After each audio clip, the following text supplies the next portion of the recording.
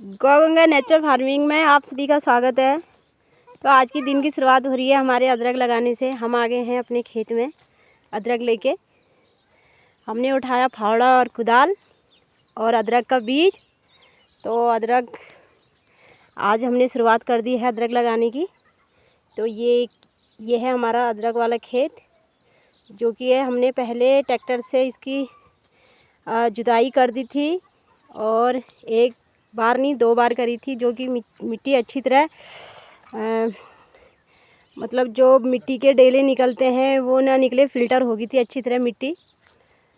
और अब इसमें बहुत ही आसान से हम जो हमारा कुदाल है या फावड़ा है उससे हमने मतलब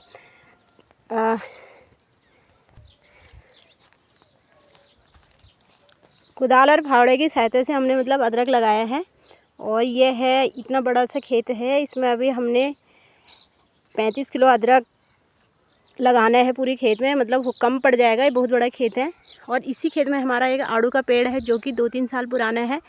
और इसमें हमने 2 बारी हमने मतलब इसके फल खा दिए हैं। तो तीसरी बारी इसमें देखो कितनी अच्छी फ्लावरिंग हो रखी है और फल भी काफ़ी मात्रा में आए हैं। और इसकी कटिंग छटिंग करी थी पहले, तो ये और अच्छा से मतलब इसके अभी फ्लावर जो है न, जो इसके फल हैं वो और भी अच्छे बड़े बड़े साइज़ में हो रहे हैं। अभी ग्रो भी बहुत अच्छा कर रहा है। तो ये देख सकते हैं, ये है रेड जॉन वाला, जो कि ये रेड जॉन इसलिए बोलते हैं इसको कि ये जून के महीने में पक जाता है इसलिए। और ये मेरी सिवा है। सिवा हेलो बोलो। हेलो। ये मेरी सिवा है और ये इसके लिए पेड़ बहुत ही अच्छा है, जो कि ये पेड़ में आसानी से चढ़ जा रही है।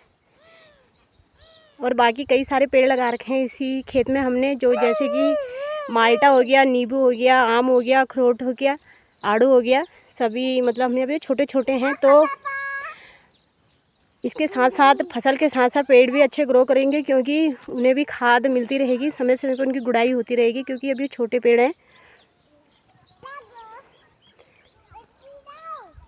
ये लगा रहे हैं अदरक भरत जी। तो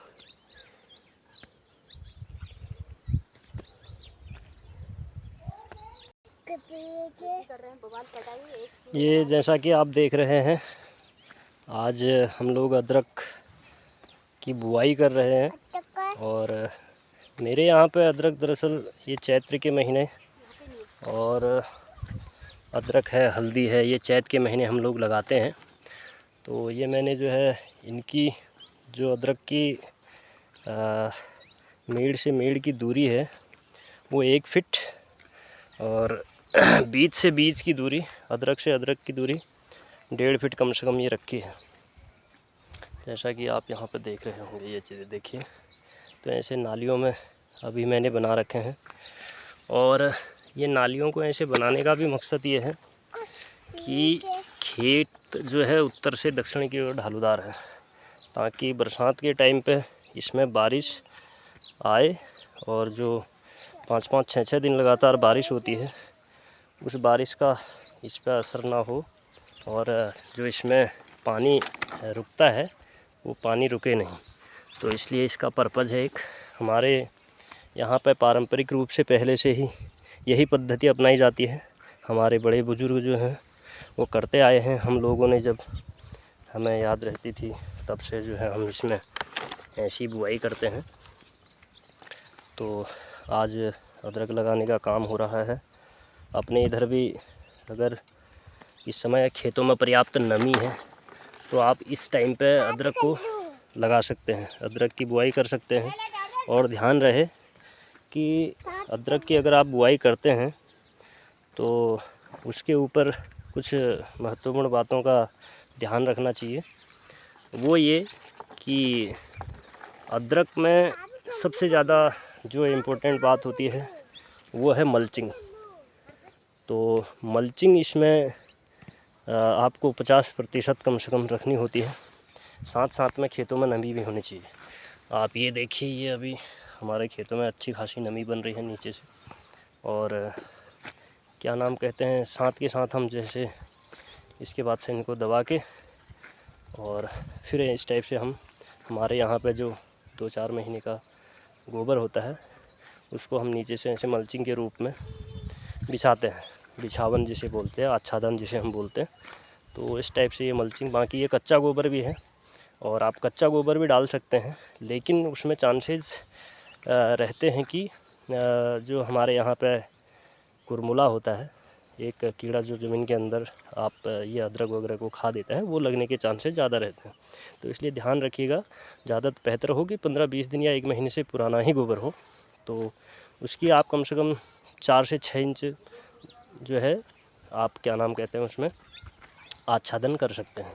और बाकी ये घास फूस है जैसे खेतों की, इसको भी आप डाल सकते हैं आच्छादन के रूप में।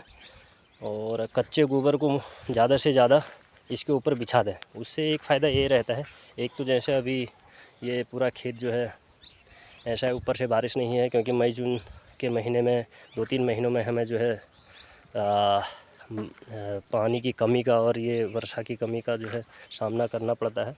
तो इसलिए ये जो आच्छादन है, ये आच्छादन वहाँ पे हमें एक जो ज़मीन को है, ज़मीन के अंदर जो बीज है, उस बीज को परिपूर्ण बनाने में और उसको जीवित रखने में और उसकी जो ऊर्जा है, ऊर्जा बनाए रखने में, और क्या नाम कहते हैं अपने टाइम पे फिर जो है वो अच्छे से डेवलप हो जाए वो बीज, तो उसको बनाए रखने में ये आच्छादन काम आता है। इसलिए हम आच्छादन ज़रूरी है। और फिर उसके बाद से जब घनाघाती बारिश होती है आपकी जून जुलाई में, तो उसमें ये इसका जो मल्चिंग का जैसे गोबर है, तब तक ये जो है जून जुलाई, अभी जो है मई जून जुलाई अप्रैल मई जून, ये 3 महीनों में ये सूख के अच्छा खासा हो जाता है। तो उसके बाद से जब बारिश होती है 4-5 दिन लगातार, तो इससे जो बारिश इसके ऊपर गिरती है वो रिस के जो है अदरक के जड़ों में जाती है और अदरक अच्छा फलता और फूलता है।